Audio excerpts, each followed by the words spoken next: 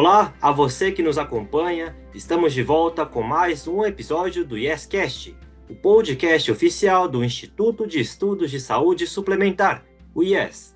Agora, para valer, começamos a terceira temporada do nosso podcast.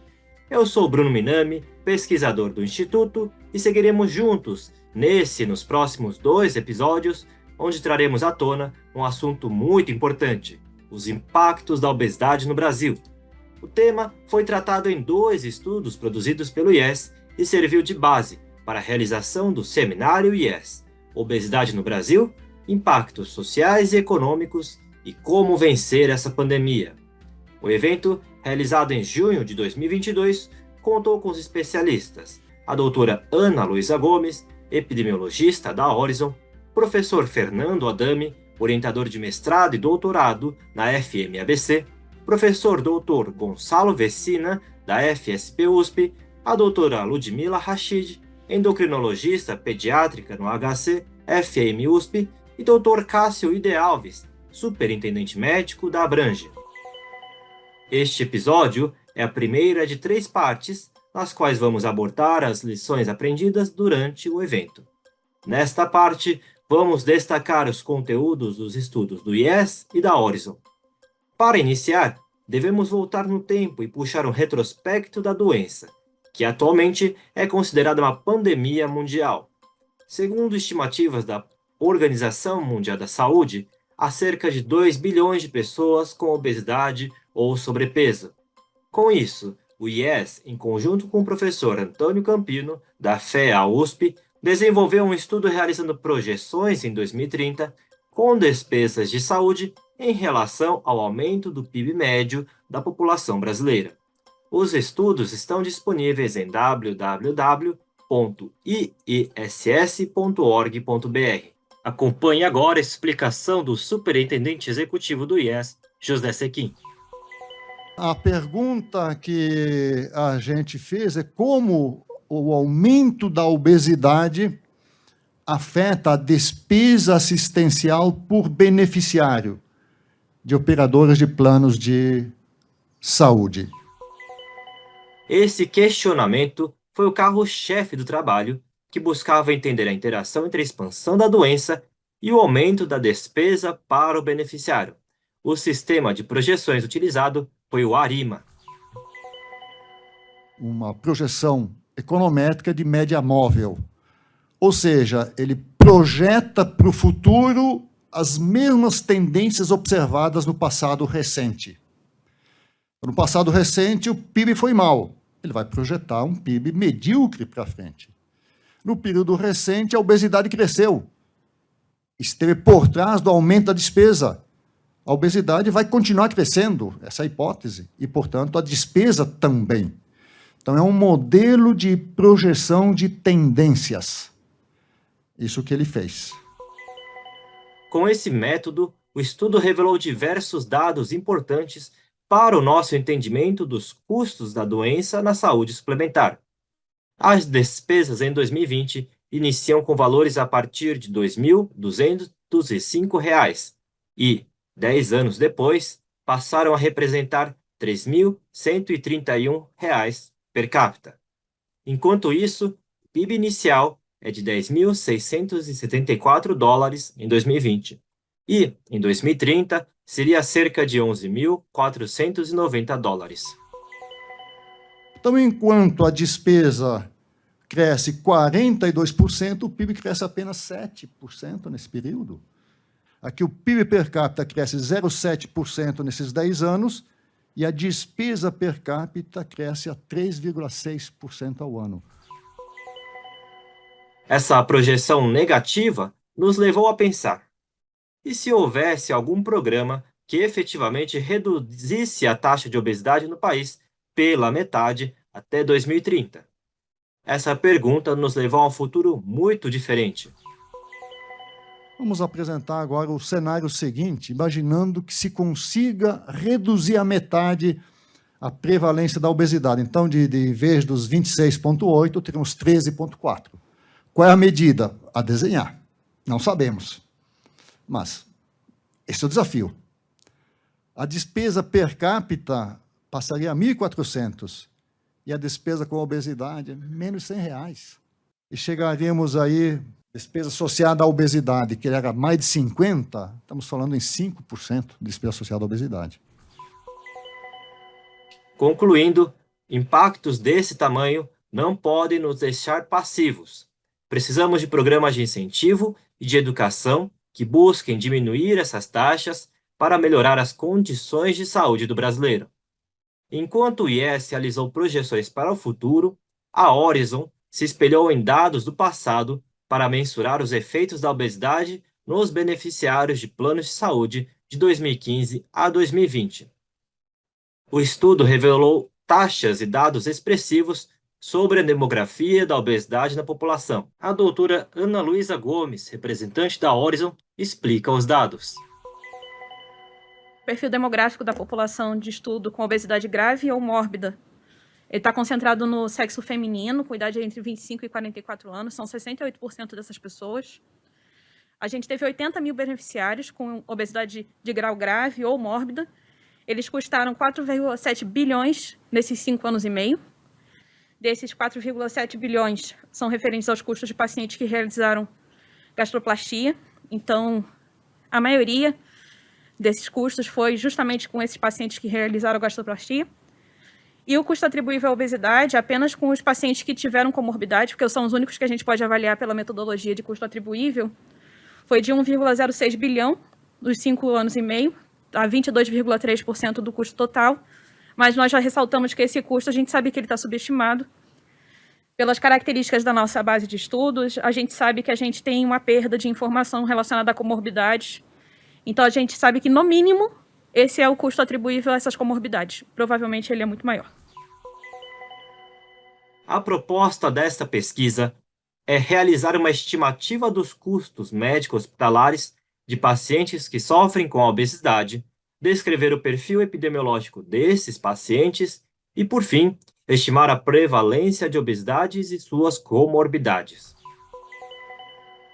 Qual foi a nossa metodologia? Nós selecionamos beneficiários que tinham 18 anos ou mais, com obesidade grávida ou mórbida. Essa obesidade grave ou mórbida a gente selecionou através de CID-10, que é de preenchimento não obrigatório dentro do sistema atualmente, infelizmente. Isso é uma limitação que limita todos os estudos dentro da saúde suplementar. E pacientes que tiveram feito gastroplastia, porque entende-se pelas regras atuais da ANS que só faz gastroplastia quem tem obesidade grave ou obesidade mórbida. Não seriam outros pacientes elegíveis para fazer a cirurgia. Nós pegamos de 1º de janeiro de 2015 a 31 de dezembro de 2020 e acompanhamos esses beneficiários até junho de 2021. Eles tinham que estar, no mínimo, ativos por 6 meses na base de dados para considerarmos pacientes que efetivamente usam plano de saúde por um tempo prolongado, para a gente trazer mais próximo da realidade. A gente corrigiu pela inflação, pelo IPCA, com base em 2019, e também fizemos os cálculos de custos atribuídos a pronto-socorro, consultas, as comorbidades especificamente, e também a cirurgia bariátrica. Este grande estudo trouxe algumas informações surpreendentes. Mais de 80 mil pessoas apresentaram a doença e cerca de 82% deles, ou 65.645 pessoas, realizaram a cirurgia de gastroplastia. Contudo, a maior parte não possuía alguma comorbidade confirmada.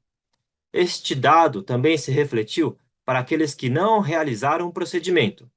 Das 80.058 pessoas, apenas 13.458, representando 17% deste total, haviam a confirmação de alguma comorbidade decorrente da obesidade. Quanto ao público mais atingido, a cada 10 pessoas obesas, 7 eram do sexo feminino. Então, de cada 10 pessoas com obesidade, 7 são do sexo feminino. E a concentração está nessa população que é muito jovem, de 25 a 44 anos. A gente sabe que isso também é um reflexo do perfil da saúde suplementar, que é formado por pessoas normalmente ativas no mercado de trabalho. Mas a gente sabe também que o sexo feminino tem a ver com a questão hormonal, a ver com questões fisiológicas que aumentam a predisposição das mulheres a desenvolverem obesidade. A gente tem uma maioria de mulheres obesas no Brasil. Isso se reflete na saúde suplementar também. Outro fator que influencia nestes números está no fato de a maior busca por tratamentos ser feita por mulheres. muito mais do que por os homens. Um dado preocupante deste estudo é a taxa de obesidade grave ou mórbida. A cada 10.000 pessoas, 82 possuíam o diagnóstico mais grave da doença. Essa taxa é mais alta nos últimos anos no país, e com a pandemia, esses números passaram a variar de maneira que não se pôde confirmar que houve ou não a diminuição desta situação. Essa taxa elevada interfere diretamente no custo da doença dentro dos planos de saúde. O custo médio anual das despesas chegou a R$ 33.362, mas pode atingir o valor de R$ 80.058. São pouquíssimas pessoas gastando uma quantidade imensa de dinheiro. E o problema aqui não é o dinheiro, é que esse dinheiro está sendo gasto porque elas estão ficando doentes. Esses dados que a gente vê aqui, da base da Horizon, elas são principalmente de atendimentos hospitalares. Então, são pessoas que estão ficando internadas, estão fazendo cirurgia, que estão indo no pronto-socorro. Não são pessoas que estão fazendo tratamento preventivo, e sim pessoas que estão fazendo tratamento pós-ocorrência de doenças. Isso mostra que o custo para manter esses beneficiários é alto e chega a alcançar 1,7% das despesas totais identificadas pela Horizon. Neste caso, 86% deste valor é destinado para pessoas que realizaram a cirurgia de gastroplastia e 61% referentes à bariátrica. Outros custos são causados por comorbidades, que podem ser evitadas. 5 delas se destacaram, e elas são diabetes tipo 2, o infarto agudo do miocárdio, a hipertensão, o câncer no esôfago e a osteoartrite. Nosso estudo corroborou que a obesidade grave e a obesidade mórbida são morbidades de grande impacto na saúde populacional. Elas tiveram um impacto de quase 5 bilhões de reais para a saúde suplementar em 5 anos. Esse custo do beneficiário chegando a 33 mil reais, e essa maioria dessa população sendo feminina e jovem, demonstra que essa questão deve ser abordada o quanto antes na saúde suplementar, porque é uma maioria dessa população e é uma tendência dessa população crescer. A gente sabe que no Brasil a saúde suplementar é composta por pessoas jovens que trabalham. Então, se a obesidade nessa população está aumentando, vai aumentar dentro da saúde suplementar também. Isso vai ter um impacto a longo prazo. E a gente também concluiu que deveria ser dada uma atenção especial para esse grupo, para o grupo que tem obesidade grave e obesidade mórbida, que é o grupo que já chegou no pior estágio possível da doença. Mas isso deveria ser para além da oferta da cirurgia bariátrica. A gente viu que a grande maioria tem a realização da cirurgia bariátrica, mas isso não tem impacto nos custos dessas pessoas. A gente precisa que a obesidade seja abordada em toda a sua complexidade. Ela é uma doença que tem questões fisiológicas, tem questões sociais, tem questões psicológicas. E o plano de saúde, o sistema de saúde suplementar, precisa participar disso também. A gente não vai conseguir resolver com uma cirurgia. Isso é um grande engano que a gente vê entre os beneficiários. As pessoas acham que a cirurgia vai curar a obesidade. Obesidade é uma doença crônica de vida inteira. Você pode estar abaixo do peso, mas se você foi obeso uma vez, para sempre você será obeso. A consequência vai ficar com você para o resto da vida. Isso tem que ser considerado para essa população. Porque uma vez que esse beneficiário tem 25 anos de idade e pode chegar a 75, são 50 anos que ele vai estar com problemas relacionados à obesidade, fazendo parte do sistema de saúde. Então é um impacto muito grande. Nossos estudos evidenciam a necessidade de chamar atenção ao tema e criar incentivos para a diminuição das taxas dessa doença no país. Isso é muito bom para as pessoas. Agora, para finalizar, trago a reflexão do primeiro estudo. Quais seriam ideias de planos para a diminuição dessas taxas? É uma provocação importante para pensarmos. Lembrando que os estudos estão disponíveis em nossas plataformas, em www.iess.org.br. Nossa jornada continua no próximo episódio, no qual continuaremos tratando dos principais destaques extraídos do Seminário da Obesidade, realizado pelo IES, com a participação de especialistas e o apoio da Abrange. Como nas temporadas anteriores, esses conteúdos estarão disponíveis em áudio na sua plataforma preferida e também teremos a websérie no canal do IES no YouTube. Deixe comentários, dúvidas, críticas, elogios e sugestões de temas. Nos vemos no próximo episódio, no qual daremos continuidade nos principais destaques do seminário. Até lá!